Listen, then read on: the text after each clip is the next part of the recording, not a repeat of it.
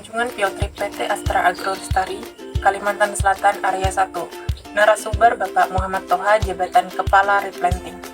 Tahap pembibitan kelapa sawit terbagi menjadi dua, yaitu pembibitan awal atau pre-nursery dan pembibitan utama atau main nursery.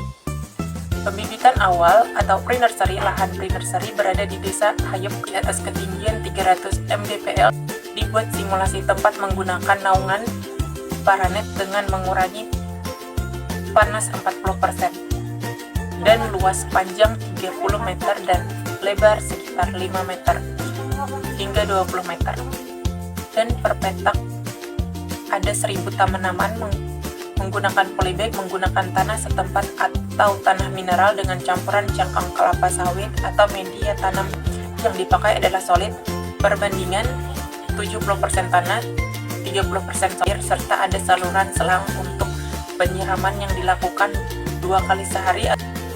Perawatan juga melibatkan pengendalian hama dan jamur, di mana di sini ada 4 varietas yang dibibitkan 2 tahun terakhir, di mana diberi nama yaitu Nirmala, Sejahtera, Simalungun, dan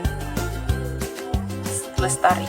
Selanjutnya tidak ada sistem tracking, tidak ada sistem pelacakan yang disebutkan, dan tanaman mengalami stres akibat akar yang terbelah. Lalu jika dalam satu polybag terdapat 2 tanaman, maka memisahkannya dengan pisau tajam, setelah itu dibelah baru dicongkel. Pengelolaan limbah dari kegiatan pembibitan dimanfaatkan untuk kepentingan masyarakat.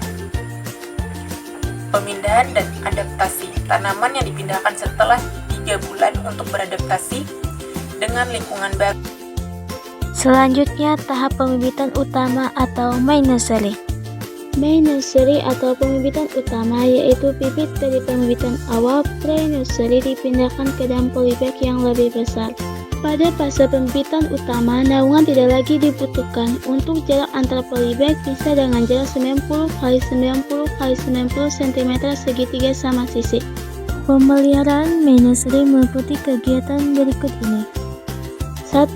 Penyiraman. Penyiraman dilakukan 2 kali sehari jika tidak hujan. Kebutuhan air setiap bibit sekitar 2 liter per hari. 2. Pengendalian gulma. Pengendalian gulma dilakukan 1 kali setiap bulan. Pengendalian gulma dilakukan baik di dalam polybag maupun di luar polybag. 3. Pengendalian hama dan penyakit. Hama yang menyerang bibit kelapa sawit diantaranya kumbang malam, Adoretus compressus, tikus, ulat api, kumbang, dan lain-lain. Pengendalian hama ini dapat dilakukan melalui penyemprotan insektisida. Sementara penyakit yang sering menyerang bibit kelapa sawit adalah berasal dari cendawan yang menyebabkan bercak daun. Pengendalian penyakit yang disebabkan cendawan tersebut dilakukan dengan melalui aplikasi fungisida. 4.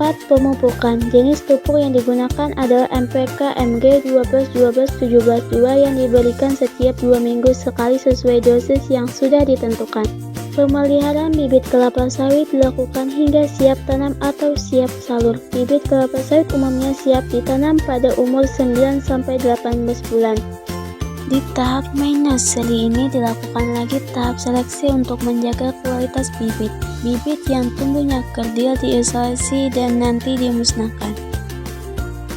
Selain itu, daun yang tidak membuka meskipun normal pertumbuhannya itu juga harus diisolasi dan nanti dimusnahkan. Tahap penanaman bibit di lapangan.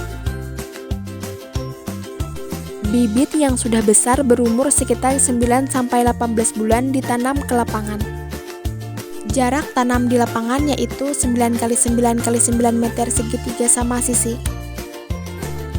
Di PT Astra Agro Lestari 1 ada program Siskaku Intip. Keuntungan program tersebut berdampak pada peningkatan produktivitas kebun sawit dan pengembangan peternakan sapi. Dari sisi peningkatan produksi sawit, dampaknya kebun sawit dapat memanfaatkan bahan organik, kotoran sapi, pelepah sawit, tandan buah kosong sebagai kompos, baik sebagai pupuk maupun pembenah tanah. Selain itu, dengan memelihara sapi di kebun sawit dapat mengendalikan gulma karena gulma bisa menjadi pakan ternak sehingga dapat mengurangi penggunaan herbisida dan pengeluaran pun berkurang. kelapa sawit yang menghasilkan dan siap dipanen yaitu mulai umur 25 bulan atau mulai umur 4-20 tahun setelah ditanam di lapangan. Field trip tahap fase panen dan pasca panen dimulai dengan memasuki pos security, dilanjutkan ke kantor induk AAL1 dan posko TKTD untuk monitoring teknis. Di pabrik ini, keselamatan kerja adalah prioritas utama. Pakaian keselamatan meliputi helm, pelindung mata, sarung tangan, sepatu kerja, masker hidung, dan pakaian khusus, di mana diperagakan oleh Bapak Hari Setiawan. Selanjutnya tahap tur produksi oleh Bapak Fauzi. Stasiun water treatment plant dan loading ramp. Air diolah agar memenuhi standar kualitas dan buah sawit ditimbang di stasiun timbangan yakni 5 kg per buah dengan tandan berbentuk V. Selanjutnya stasiun perebusan. Buah sawit direbus dengan steam bertekanan 3 bar selama 120 menit. Selanjutnya stasiun thresher dan empty bunch press. Buah sawit dipisahkan dari tandannya dan tandan kosong diekstraksi lebih lanjut untuk menjadi media tanam. Tahap selanjutan, stasiun press dan kernel. Buah sawit diproses menjadi minyak mentah atau CPO, dan kernel diproses melalui nut cracking, shell dan kernel separation dan drying, storage tank dan bunker kernel. CPO disimpan di storage tank dan kernel di bunker kernel. Power hose dan boiler. Fiber dan sel digunakan sebagai bahan bakar, dilengkapi dengan generator, boiler, dan peralatan lainnya. Fasilitas penunjang, ruang makan dan musola untuk karyawan yang lebih dari 500 karyawan dengan 2 shift. Stasiun timbangan dan dispatch CPO. CPO dikemas dan kernel disiapkan untuk pengiriman. Produk akhir di pabrik ini adalah CPO dan kernel, didistribusikan ke berbagai cabang PT Astra Agro Lestari lain. Selanjutnya dan selebihnya cabang PT Astra Agro Lestari lain yang akan melanjutkan olahan termasuk minyak goreng dengan merek minyak goreng kita atau minyak kita dan minyak premium dari kernel. Sampai pemasaran dan promosi dilakukan oleh berbagai media dan manajemen hubungan pelanggan yang efisien. Demikian tersingkat fase panen dan pasca panen di PT Astra Agro Lestari Kalimantan Selatan Area 1.